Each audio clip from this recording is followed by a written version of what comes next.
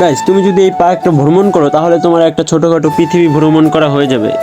এই কথাটা শুনে আমাকে অনেকে পাগলও ভাবতে পারে, কিন্তু আসল বিষয় হচ্ছে এই পার্কটার মধ্যে পৃথিবীর ভাস্কর্য, স্থাপত্য সব কিছুই রয়েছে। তো এখন আমরা চলে এসেছি হচ্ছে গ্রাম বাংলায়।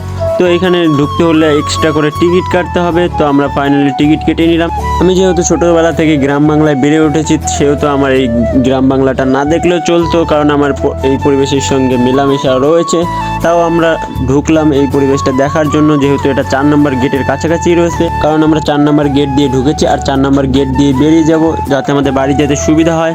আর হ্যাঁ, তোমাদের কিন্তু আগেই বলেছিলাম যে এই পার্কটা এতটাই বড় যে একদিনে দেখে সম্পূর্ণটা শেষ করা সম্ভব নয়। তো বেশি কথা না বাড়িয়ে চলো সামনের দিক যাওয়া যাক। তো প্রথমেই ঢুকে গেলাম একটা বাড়ির মধ্যে, আর এইখানে যত বাড়ি দেখতে পাচ্ছ সবই কিন্তু মাটির তৈরি। আর হচ্ছে এই যে মানুষগুলো দেখতে পাচ্ছ, এটা মানুষ নয়, এগুলো হচ্ছে পুতুল। একটা সত্যিকারের গ্রামে যা যা থাকা প্রয়োজন সব কিছুই রয়েছে এই গ্রামটার মধ্যে।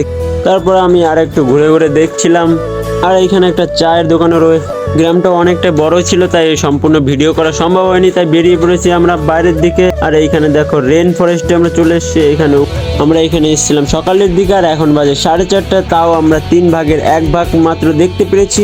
তো আমরা ক্লান্ত, সেই জন্য আমরা বাড়ি চলে যাবো। তো আজকের ভিডিওটা এই পর্যন্ত, দেখা হবে নেক্সট কোনো ভিডিও।